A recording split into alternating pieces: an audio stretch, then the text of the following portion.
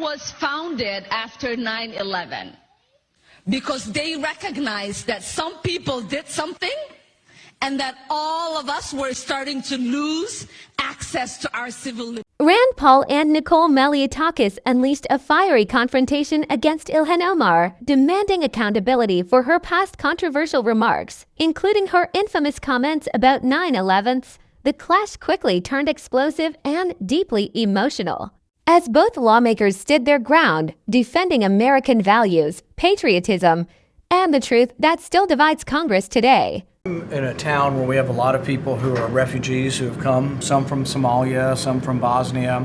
I've never heard one of them say that America's a terrible place or be unappreciative of our country. Most of them are thankful. I've met people who have come here from behind the Iron Curtain that got away from communism. They're some of the best Americans we have because they really appreciate how great our country is. And then I hear Representative Omar say, "Oh, America's a terrible place. I'd love to be justice, and there's no justice here." And it's like, well, she came here and we fed her, we clothed her, she got welfare. All right, guys, buckle up, because what's about to unfold isn't just another political speech. It's a collision between gratitude and grievance, between patriotism and protest, right inside the halls of Congress. On one side stands Ilhan Omar, accused of disrespecting the nation that gave her refuge. On the other, lawmakers who claim her words cut deep into America's soul. But beneath the noise lies something far more personal. What does it really mean to love your country? Is love unquestioning praise, or the courage to confront uncomfortable truths? In this chamber, that question is about to explode, and no one is walking away unscathed. She got school, she got health care, and then lo and behold, she has the honor of actually winning a seat in Congress, and she says we're a terrible country. I think that's about as ungrateful as you can get. And so while I'm not saying we forcibly send her anywhere, I'm willing to contribute to buy her a ticket to go visit Somalia. And I think she could look and maybe learn a little bit about the disaster that is Somalia, that has no capitalism, has no God-given rights guaranteed in a constitution, and has about 7 different tribes that have been fighting each other for the last 40 years. And then maybe after she's visited Somalia for a while, she might come back and appreciate Malliotakis. As the congressman speaks, his tone drips with disappointment and disbelief. He recalls refugees who fled war, communism, and hunger, people who came here with nothing, yet call America home with pride. Then he turns his gaze toward Ilhan Omar, accusing her of betrayal. We fed her. We clothed her. We gave her healthcare and opportunity, he says, his words sharp as a gavel. And then the punchline lands, I'd buy her a ticket back to Somalia. The chamber shifts. Laughter for some, shock for others. But behind his outrage lies a deeper conflict. Can a refugee ever criticize the nation that saved them? Or must gratitude silence their voice forever? The gentlewoman from New York is recognized for 2 minutes. Thank you, Mr. Speaker. We've heard from my colleagues the reasons why the Representative Omar should be The Speaker wastes no time and yields to Representative Nicole Malliotakis. Instantly, the room changes temperature. You can feel the tension sharpen, like steel on stone. Malliotakis doesn't raise her voice. She doesn't need to. She walks to the microphone with calm fury, every word measured, every second planned.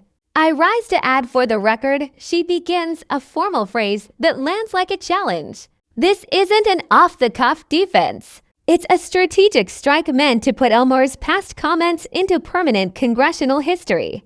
What comes next won't just be political. It'll be personal, surgical, and unforgiving.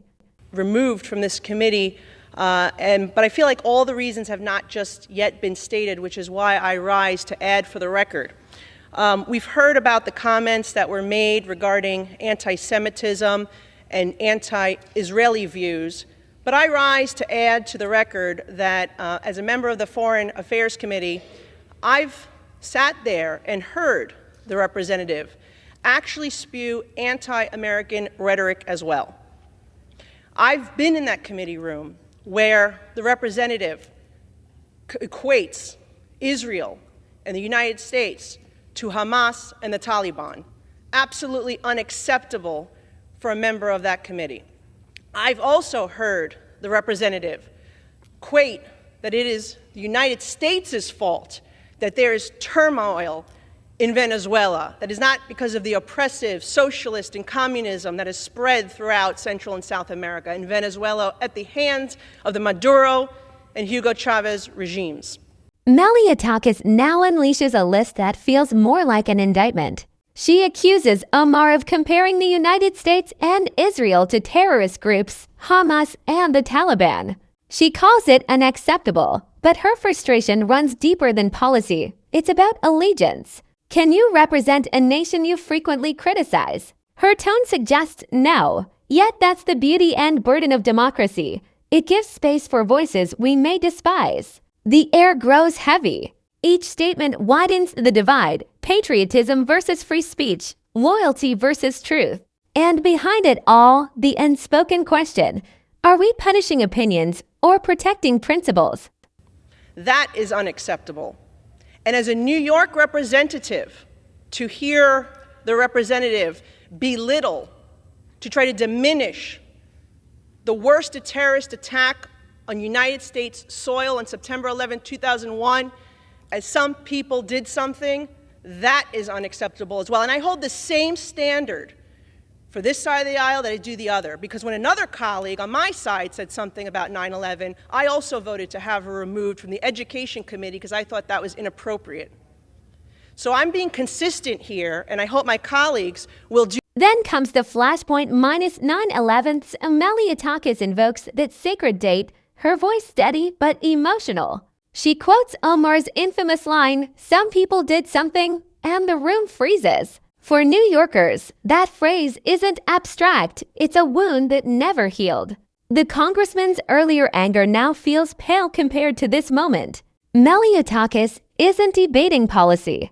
She's defending memory. For her, those words weren't just insensitive, they were unforgivable. The chamber falls silent, and you can feel everyone revisiting that morning.